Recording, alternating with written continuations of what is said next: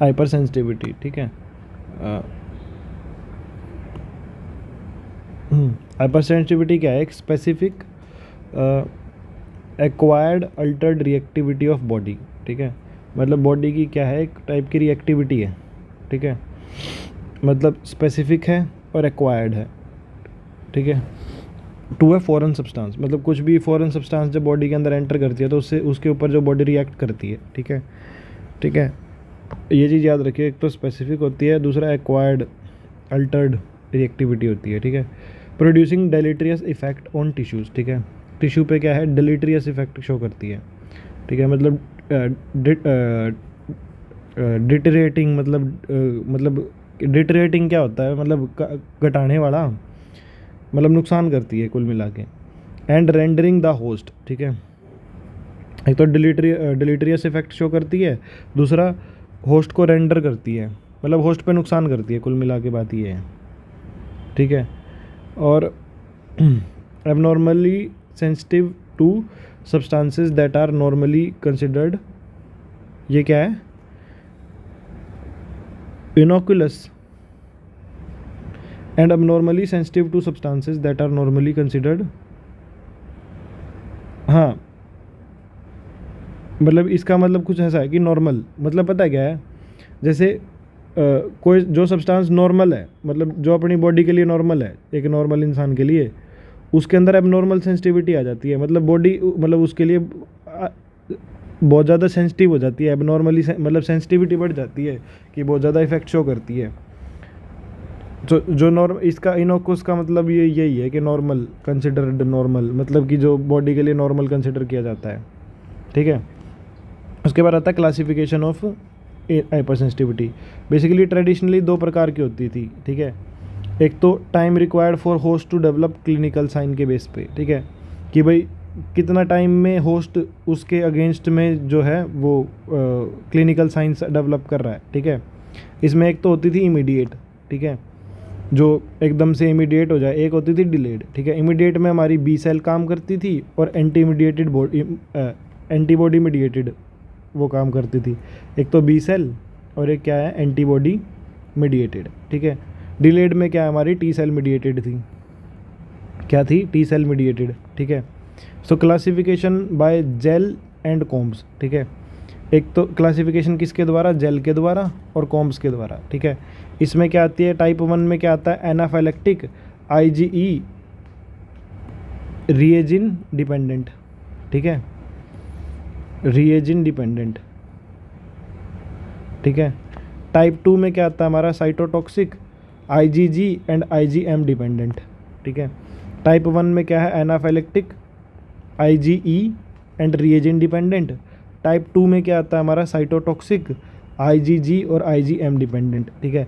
Type 3 में क्या आता है हमारा, इम्यून कॉम्प्लेक्स, ठीक है, आईजीजी एंड कॉम्प्लीमेंट मीडिएटेड, ठीक है। Immune complex, IgG and complement mediated, ठीक है। टाइप 4 में क्या आता है, delayed on cell mediated T cells, ठीक है। टाइप 4 क्या होता है, डिलेड ऑन सेल मीडिएटेड, ठीक है। टाइप 5 क्या आता है, स्टिमुलेटरी हाइपर सेंसिटिविटी, एक minute, type 3 immune complex, type 4 delayed on cell mediated, delayed और है या डिलेड और सेल मीडिएटेड, मतलब डिलेड भी बोल सकते हैं, सेल मीडिएटेड जिसमें टी सेल यूज़ होती हैं। और टाइप 5 क्या है, स्टिमुलेटरी हाइपर सेंसिटिविटी, जिसमें आईजीएम आईजीजी कॉम्प्लीमेंट आता है, ठीक है। वैसे आईजीजी आईजीएम टाइप 2 में भी था।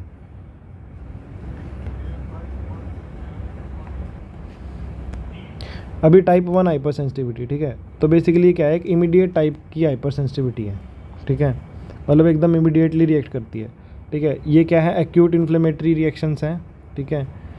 इसके किसके द्वारा मीडिएटेड हैं, आईजीई के द्वारा, ठीक है।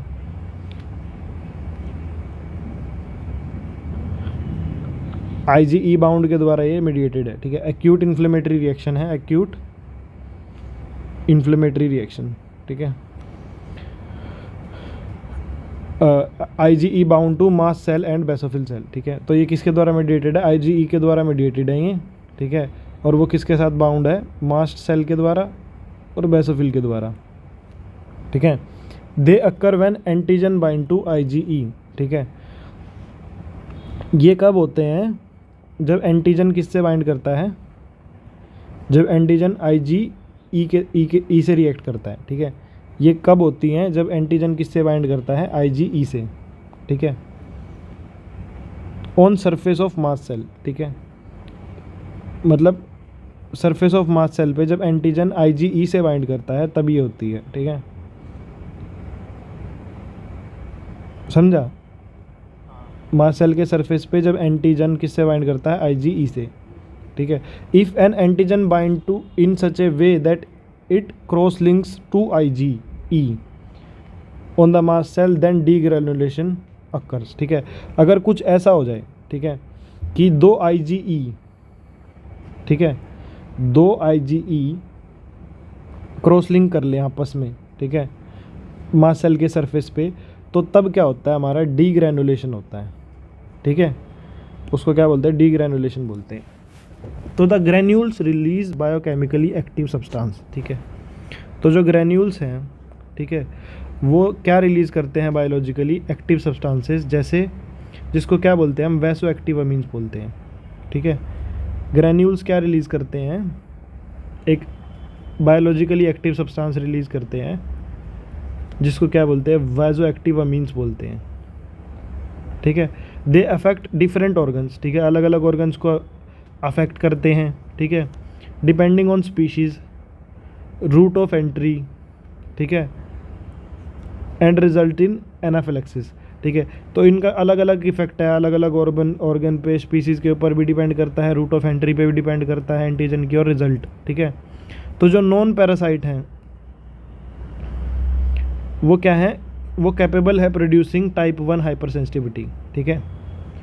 जो नॉन पैरासाइट एंटीजन्स हैं, ठीक है, जो नॉन पैरासाइट एंटीजन हैं वो क्या है? वो कैपेबल हैं प्रोड्यूस करने के टाइप 1 हाइपर सेंसिटिविटी, मतलब जिसके अंदर कोई भी पैरासाइट यूज़ नहीं हो रहा है, उस टाइप के एंटीजन जो हैं वो कैपेबल है टाइप 1 हाइपर सेंसिटिविटी प्रोड्यूस करने के, और इनको हम एलर्जन भी बोलते हैं, ठीक है। एलर्जेंस बेसिकली पैरासाइट नहीं होते, ठीक है, लेकिन वो फिर भी क्या है? वो एक तरह से एलर्जी प्रोड्यूस करते हैं, तो उसको हम एलर्जन बोलते हैं। तो beneficial effect of type 1 hyper sensitivity reaction, ठीक है। अब इसके क्या क्या फ़ायदे हैं, ठीक है। इसमें पहला तो फ़ायदा ये है कि एंटीजन एलिमिनेशन में हेल्प करते हैं, ठीक है। भाई एंटीजन को एलिमिनेट करना है, ठीक है, उसमें हेल्प करते हैं, ठीक है। दूसरा, play an important role in resistance to parasite worm, ठीक है। और जो पैरासिटिक वर्म है, ठीक है, उसको ये क्या करते हैं? उसको ये रेजिस्टेंस प्रोवाइड करते हैं। क्या प्रोवाइड करते हैं? रेजिस्टेंस, ठीक है। एंटीजन एलिमिनेशन करते हैं और रेजिस्टेंस प्रोवाइड करते हैं पैरासिटिक वर्म को, ठीक है। फिर आता है एटोपी, ठीक है। कुछ इंडिविजुअल क्या है? Make IgE continuously and excessively, they are atopic individuals, ठीक है। तो कुछ क्या है? लगातार IgE बनाते रहते हैं, ठीक है, लगातार IgE जो एंटीबॉडी है उसको बनाते रहते हैं एक्सेस में, ठीक है, एक्सेसिवली बनाते हैं, तो उसको एटोपिक इंडिविजुअल बोलते हैं, कुछ इंडिविजुअल, ठीक है। उसके बाद लोकलाइज्ड एनाफिलैक्सिस क्या होता है? इसको हम क्या बोलते हैं? Also called as atopic allergy, ठीक है, इसको एटोपिक एलर्जी भी बोलते हैं, ठीक है। तो इसमें क्या होता है? Development of symptoms depend on route of entry of allergen, ठीक है। तो जो डेवलपमेंट है सिम्टम के, ठीक है, जो डेवलपमेंट ऑफ सिम्टम है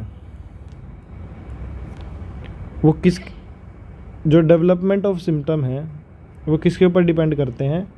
कि रूट क्या है एंट्री का, रूट ऑफ एंट्री क्या है एलर्जन का। एक मिनट। लोकलाइज्ड एनाफिलैक्सिस में क्या होता है कि इसको एटोपिक एलर्जी भी बोलते हैं, ठीक है।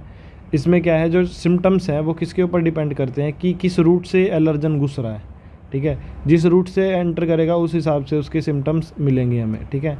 इसको क्या बोलते हैं, एटोपिक एलर्जी बोलते हैं।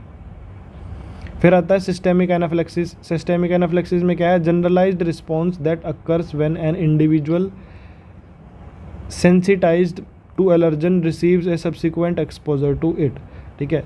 ये बेसिकली सिस्टेमिक एनाफिलेक्सिस में क्या है, एक जनरल रिस्पॉन्स निकलता है, मतलब जो नॉर्मल है, ठीक है, एक जनरलाइज्ड रिस्पॉन्स निकलता है जब कोई इंडिविजुअल क्या है, सेंसिटाइज करता है किसी एलर्जन से, ठीक है,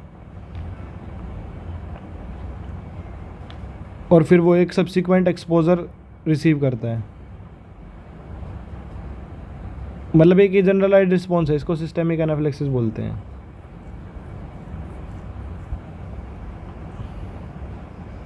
हाँ, मतलब देख, अभी जैसे कोई कोई कोई एलर्जन के ऊपर मतलब किसी उसके ऊपर एक वो आया, मतलब एलर्जन आया, ठीक है, उसका एक प्रॉपर नॉर्मल रिस्पॉन्स निकला, जनरलाइज्ड रिस्पॉन्स निकला, फिर बाद में उसके ऊपर बार बार उसी एलर्जन का एक्सपोजर होता है, तो उसका फिर जो रिस्पॉन्स आता है ना उसके अगेंस्ट, उसके सब्सिक्वेंट एक्सपोजर पे, उसको सिस्टेमिक एनाफिलेक्सिस बोलते हैं,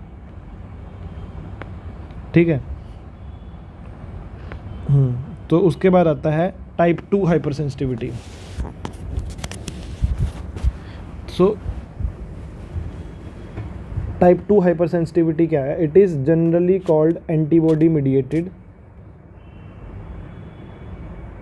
साइटोटॉक्सिक रिएक्शन, ठीक है। इसको हम क्या बोलते हैं, एंटीबॉडी मीडिएटेड साइटोटॉक्सिक, ये रोटेट हो सकता है एक मिनट। तो ये क्या है, टाइप 2 हाइपर सेंसिटिविटी में क्या है, तो it is generally called as antibody mediated cytotoxic reaction, ठीक है। ये क्या होती है, एंटीबॉडी मीडिएटेड साइटोटॉक्सिक रिएक्शन होती है। The antibodies IgG IgM can cause tissue injury by, ये क्या है, recruiting and activating the inflammatory cells and complement system. इसको एंटीबॉडी मीडिएटेड भी बोलते हैं, ठीक है। जो एंटीबॉडी इसमें क्या है, IgG IgM क्या है, टिश्यू इंजरी कर सकती हैं, ठीक है, बाय रिक्रिएटिंग, रीराइटिंग है या रिक्रिएटिंग है, ये recreating and activating inflammatory cells, मतलब या तो एक्टिवेट कर देती हैं इन्फ्लेमेटरी सेल्स को, या क्या है, उनको दोबारा बना देती हैं, ठीक है। तो उससे ये क्या है, रिस्पॉन्स करती है, मतलब इन्फ्लेमेटरी सेल्स को ये बनाती हैं और रिक्रिएट करती है, वो क्या है, इंजरी करती हैं टिश्यू को, ठीक है। सो इसमें antibodies react with complement and the effector cells via the FC regions, ठीक है। इसमें एंटीबॉडी रिएक्ट करती हैं कॉम्प्लीमेंट के थ्रू, ठीक है, और जो इफेक्टर सेल्स हैं वो किसके थ्रू, FC रीजन्स के थ्रू, ठीक है। Thus the antibody act as a bridge between effector cells and antigens, ठीक है। तो एंटीबॉडी रिएक्ट करती है कॉम्प्लीमेंट के साथ और इफेक्टर सेल्स के साथ, ठीक है, किसके द्वारा, किसके वाया, FC रीजन्स के द्वारा। तो जो एंटीबॉडीज़ है वो एज ए ब्रिज एक्ट करती हैं, ठीक है, इफेक्टर सेल्स और एंटीजन के बीच में, thus leading to lysis of cell, ठीक है। इससे क्या होता है, सेल लाइसिस होता है, ठीक है। So complex of bound antigen antibody and complement lead to production of enzymes, ठीक है। तो जो कॉम्प्लेक्स है बाउंड एंटीजन का, ठीक है, एंटीबॉडी का और कॉम्प्लीमेंट, उससे क्या होता है, प्रोडक्शन ऑफ एंजाइम होता है, that damage the cell membrane, ठीक है। वो क्या करता है, डैमेज करता है सेल मेम्ब्रेन को, causing osmotic changes and eventual lysis. तो जो कॉम्प्लेक्स है बाउंड एंटीजन का, एंटीबॉडी का और कॉम्प्लीमेंट का, उससे क्या होता है, एंजाइम्स बनते हैं। कॉम्प्लेक्स किसका किसका है, bound antigen, antibody and complement, ठीक है। इससे क्या है, एंजाइम्स बनते हैं, ठीक है, जो क्या करते हैं, डैमेज करते हैं सेल मेम्ब्रेन को, ठीक है, जिससे क्या होता है, ऑस्मोटिक चेंजेस होते हैं, ठीक है, जिससे क्या होता है, ऑस्मोटिक चेंजेस होते हैं और लास्ट में एट द एंड क्या हो जाती है, लाइसिस हो जाती है, ब्रेक डाउन हो जाता है। देख टाइप 2 सेंसिटिविटी देख, पहली चीज़ शुरू से देख, ठीक है। एंटीबॉडी मीडिएटेड होती है, ठीक है। इसमें IgG IgM होती है, ठीक है। इसमें क्या होता है, टिश्यू इंजरी किसके द्वारा होती है, इन्फ्लेमेटरी सेल्स के द्वारा होती है, ठीक है। मतलब ये क्या है, इन्फ्लेमेटरी सेल्स को रिक्रिएट करती है और एक्टिवेट करती है, ठीक है। और इसमें क्या होता है, कॉम्प्लीमेंट सिस्टम होता है, ठीक है। जो एंटीबॉडी है वो कैसे रिएक्ट करती है, कॉम्प्लीमेंट सिस्टम के द्वारा और इफेक्टर सेल्स के द्वारा, ठीक है। किसके द्वारा, कॉम्प्लीमेंट सिस्टम और इफेक्टर सेल्स के द्वारा, किसके थ्रू, FC रीजन्स, ठीक है। यहाँ पे जो है एंटीबॉडी एक्ट करती है, एक ब्रिज का काम करती है इफेक्टर सेल्स और एंटीजन के बीच में। मतलब इफेक्टर सेल्स और एंटीजन के बीच में क्या ब्रिज कौन बनाती है, एंटीबॉडी, ठीक है। और फिर एंड में क्या होता है, लाइसिस होता है सेल का, ठीक है। तो कॉम्प्लेक्स किसका बनता है, एंटीजन का, एंटीबॉडी का और कॉम्प्लीमेंट सिस्टम का, जिससे क्या बनते हैं, एंजाइम बनते हैं, ठीक है। उससे क्या होता है, जो सेल मेम्ब्रेन को डैमेज करता है, जिसमें ऑस्मोटिक चेंजेस होते हैं, ठीक है। और एट द एंड क्या हो जाता है, लाइसिस हो जाता है सेल का, ठीक है।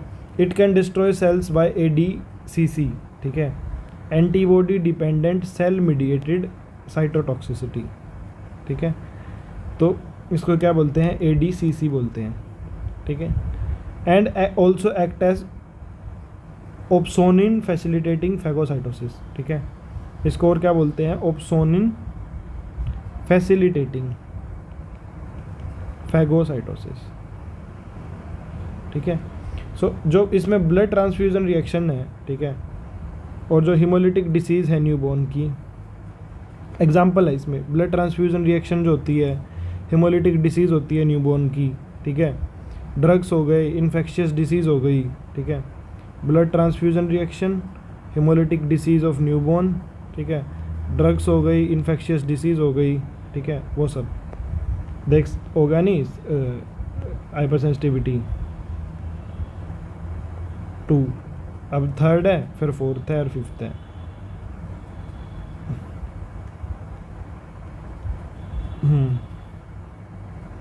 इतना ये आगे वो तो फिर रिएक्शंस हैं।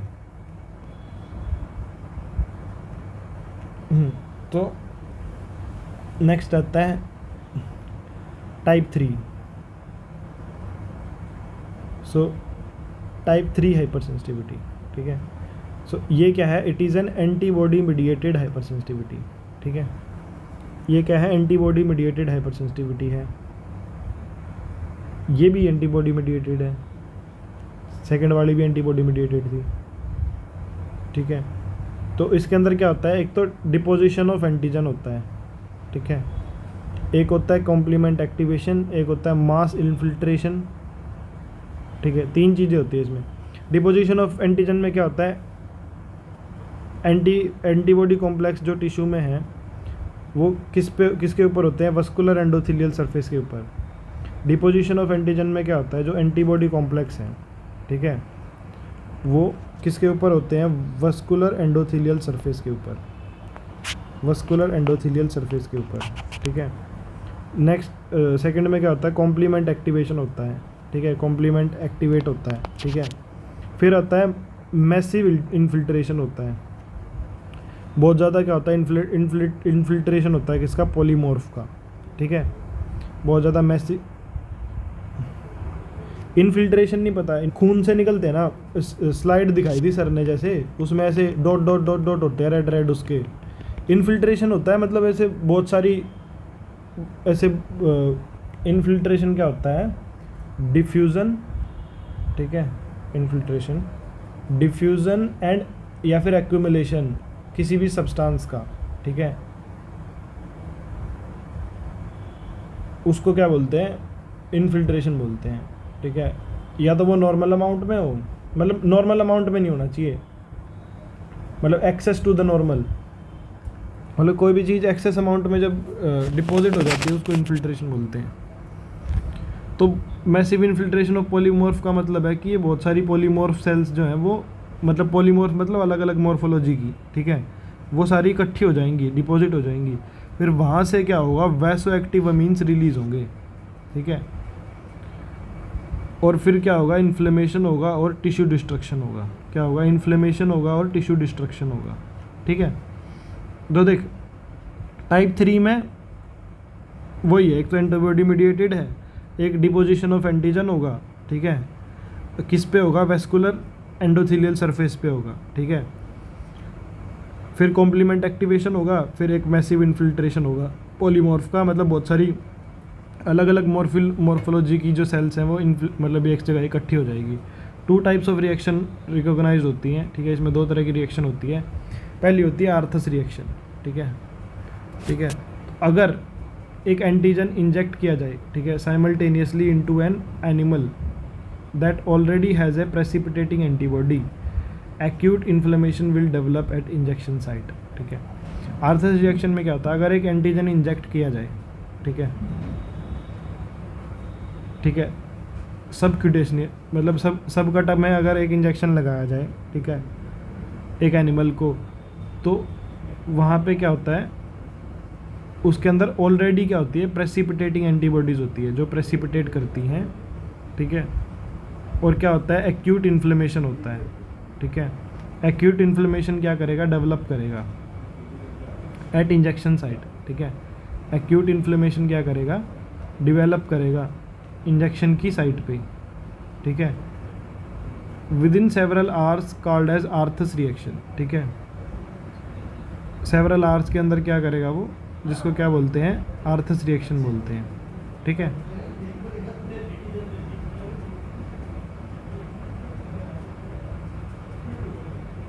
मतलब देख, जब आप किसी का इंजेक्ट टिक्का लावानी तो वहाँ पे बहुत सारी एंटीबॉडी प्रेसिपिटेट कर जाती हैं, और फिर तभी एक एक्यूट इन्फ्लेमेशन, मतलब जो जल्दी एकदम डेवलप होता है वो डेवलप होता है इंजेक्शन की साइट पे, ठीक है, कुछ घंटे के अंदर, उसको आर्थस रिएक्शन बोलते हैं।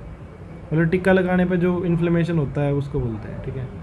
स्टार्ट्स एज द इरिथीमेटस इडीमेटस स्वेलिंग, ठीक है। कैसे स्टार्ट करता है, एज इरिथीमेटस और इडीमेटस स्वेलिंग, ठीक है। Eventually local haemorrhage and thrombosis occurs, ठीक है।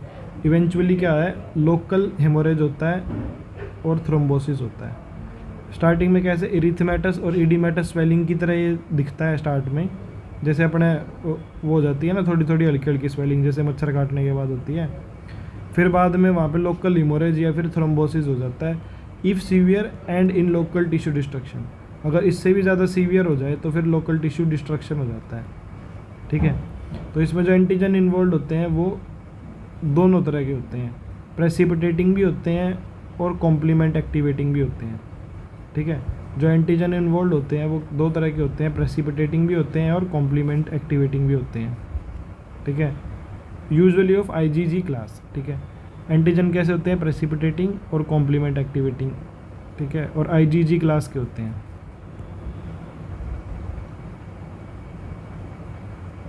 Immune complexes are deposited between and beneath vascular endothelial cells, ठीक है।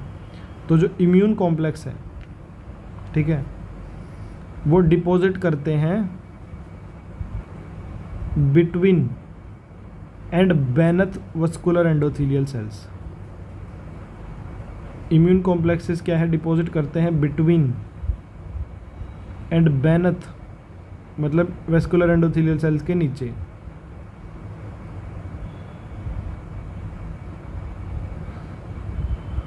बिटवीन एंड बेनेथ,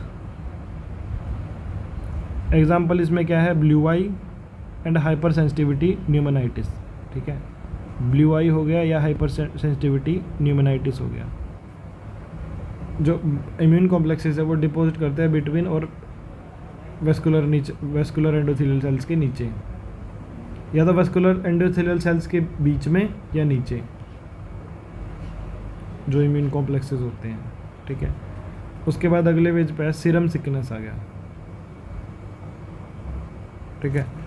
जब बहुत ज़्यादा लार्ज अमाउंट्स में एंटीजन जो है वो एंटर करता है ब्लड में, ठीक है, और एंटीबॉडी से बाइंड करता है, ठीक है, तो जो सर्कुलेटिंग इम्यून कॉम्प्लेक्सेस है वो बनते हैं अगर एंटीजन क्या हो, एक्सेस में हो, ठीक है। सीरम सिकनेस की बात है, ठीक है। जब लार्ज अमाउंट ऑफ एंटीजन क्या है, एंटर करता है ब्लड में, ठीक है, और एंटीबॉडी से बाइंड करता है, large amount of antigen blood में एंटर करता है और एंटीबॉडी से बाइंड करता है, circulating immune complexes are formed if antigen is in excess. Small complexes form that can not be cleared from the system. ठीक है, तो स्मॉल कॉम्प्लेक्सेस बनते हैं जो सिस्टम में से नहीं निकाले जा सकते। वो कहाँ डिपॉजिट होते हैं? वॉल्स ऑफ ब्लड वेसल्स में। ठीक है, सीरम सिकनेस में क्या है, जब बहुत सारे एंटीजन हो, ठीक है, वो ब्लड के अंदर एंटर कर जाएं, ठीक है, और अंदर जाके क्या है, एंटीबॉडी से बाइंड कर जाएं, ठीक है, तो फिर जो क्या है, सर्कुलेटिंग इम्यून कॉम्प्लेक्सेस हैं वो बनते हैं। ठीक है, किसके? एंटीजन के सर्कुलेटिंग इम्यून कॉम्प्लेक्स बनते हैं। ठीक है, और जो छोटे कॉम्प्लेक्स होते हैं वो उसको हम क्लियर नहीं कर सकते सिस्टम में से। ठीक है, वो कहाँ डिपॉजिट हो जाते हैं?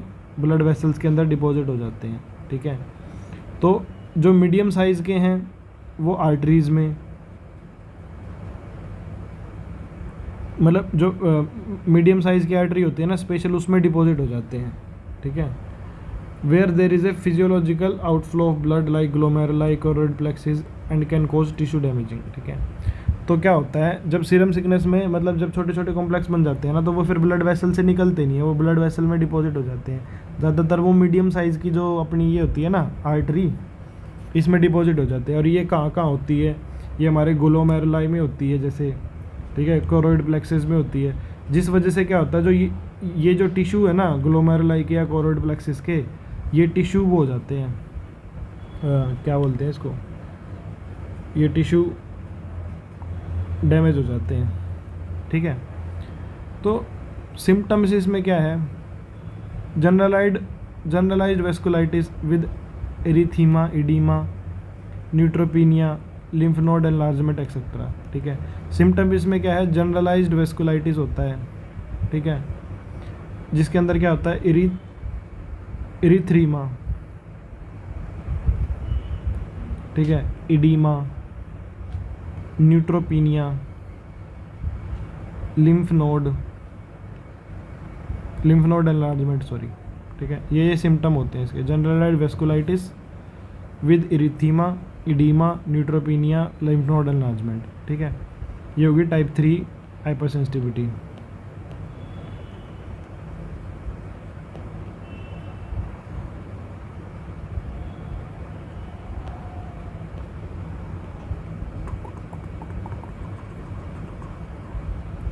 फिर आती है टाइप 4। टाइप 4 हाइपर सेंसिटिविटी में क्या है? Delayed type of hyper sensitivity. ठीक है, मतलब ये वाली डिलेड होती है। ठीक है,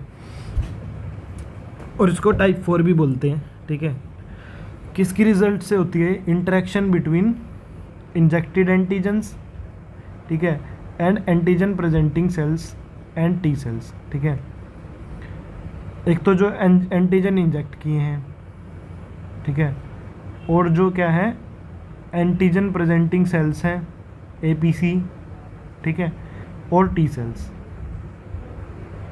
एक तो जो इंजेक्टेड एंटीजन, आइए बोल ले उसको, एपीसी एंटीजन प्रेजेंटिंग सेल्स और टी सेल्स, इनकी इंटरेक्शन की रिजल्ट से होती है टाइप 4 हाइपर सेंसिटिविटी। मतलब इन तीनों का वो होता है, क्या बोलते हैं, इन्वॉल्वमेंट होता है। ठीक है, these reactions are not included, these reactions are not induced by circulating bodies. ठीक है, इसके अंदर कोई भी सर्कुलेटिंग बॉडी का वो नहीं होता है, मतलब इंड्यूस नहीं करती कुछ भी, मतलब ये रिएक्शन सर्कुलेटिंग बॉडी का इसमें कोई रोल नहीं है, but by sensitised T cells. ठीक है, इसमें कौन इंड्यूस करता है? ये रिएक्शन सेंसिटाइज्ड टी सेल्स करती हैं। कौन सी टी सेल्स करती हैं? Sensitised T cells.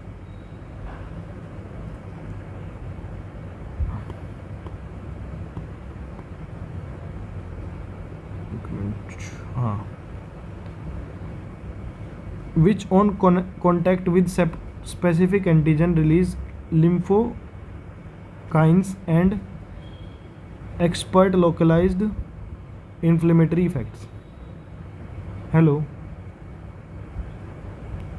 इसमें मेरा इसमें सर्कुलेटिंग बॉडीज़ नहीं होती, इसमें क्या होती है? सेंसिटाइज्ड टी सेल्स होती हैं। ठीक है, जो स्पेसिफिक एंटीजन से कनेक्ट करके मतलब कॉन्टैक्ट में आके क्या रिलीज़ करती है, lymphokines and non specific inflammatory cells. क्या रिलीज़ करती है, लिम्फोकाइंस और नॉन स्पेसिफिक इन्फ्लेमेटरी सेल्स।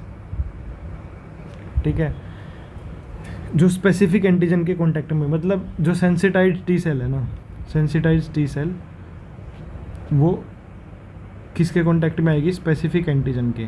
ठीक है, और फिर वो क्या रिलीज़ करेगी, वो रिलीज़ करेगी लिम्फोकाइंस और फिर वो क्या, and non specific inflammatory cells release करेगी। ठीक है, सागर की they are provoked by microbial infection. ठीक है, और ये किसके द्वारा प्रोवोक की जाती है, माइक्रोबियल इन्फेक्शन जब होता है उससे प्रोवोक होती है ये। ठीक है,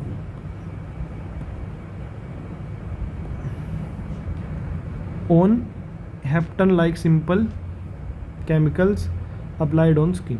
ठीक है,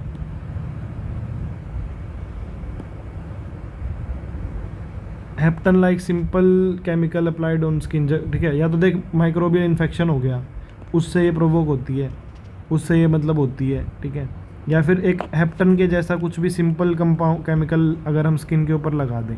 ठीक है, ये दो प्रकार की होती हैं। ठीक है, एक तो होता है ट्यूबरकुलिन टाइप, एक होता है कॉन्टैक्ट डर्मेटाइटिस टाइप। ठीक है, ट्यूबरकुलिन टाइप, एक होता है कॉन्टैक्ट डर्मेटाइटिस टाइप।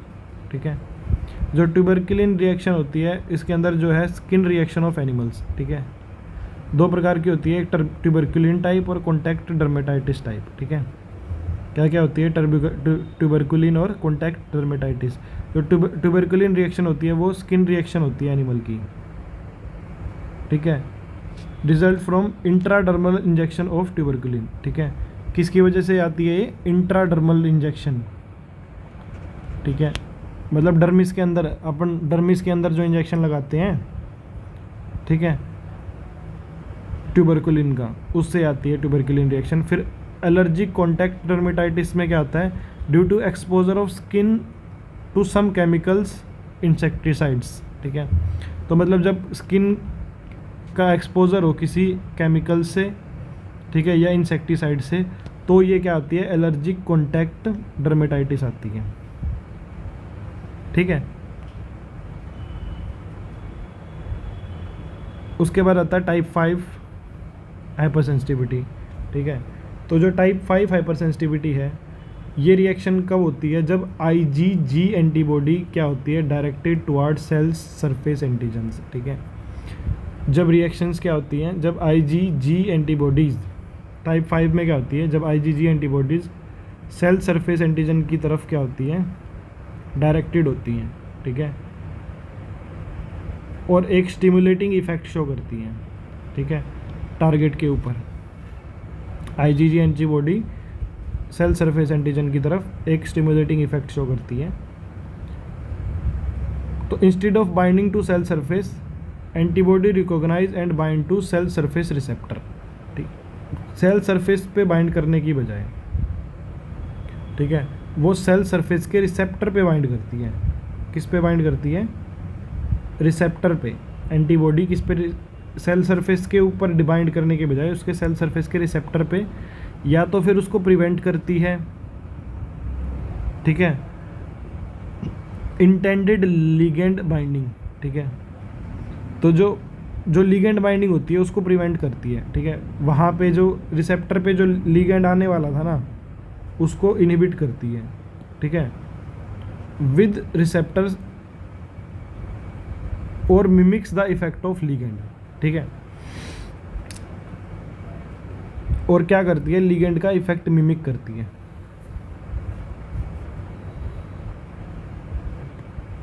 तो बेसिकली क्या है, इसमें क्या होता है, देख सिंपल, इतना सिंपल भाषा में समझाऊँ।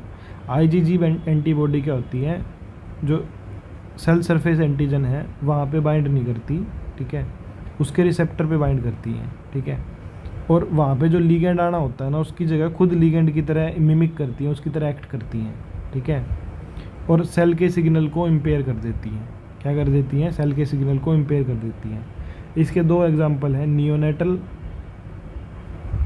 हाइपोथायरॉयडिज्म, ठीक है, नियोनेटल हाइपोथायरॉयडिज्म, इसमें क्या आता है, maternal stimulating anti thyroid IgG, क्या है, crosses placenta, maternal stimulating anti thyroid, maternal stimulating anti thyroid IgG। एक है ग्रेव्स डिसीज़, ठीक है, एक क्या आती है, ग्रेव्स डिसीज़, जिसमें क्या है, thyroid antibodies activate TSH receptors stimulating thyroid hormone synthesis and secretion and thyroid growth, ठीक है।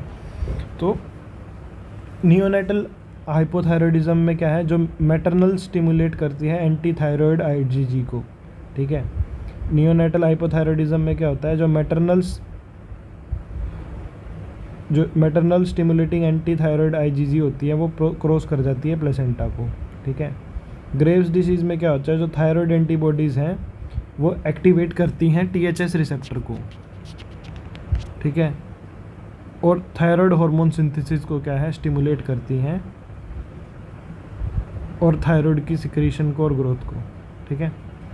वो क्या होता है ग्रेव्स डिसीज़ में। ग्रेव्स डिसीज़ में क्या होता है, थायराइड बढ़ता है ना, वो स्टिमुलेट करती हैं थायराइड एंटीबॉडीज़ TSH रिसेप्टर को, ठीक है, जिसकी वजह से बहुत ज़्यादा थायराइड हार्मोन बढ़ जाता है, उसका सिक्रीशन बढ़ जाता है, और उसमें क्या होती है, वो नियोनेटल हाइपोथायरॉयडिज्म में क्या होता है, वो प्लेसेंटा को क्रॉस कर देती हैं IgG, ठीक है।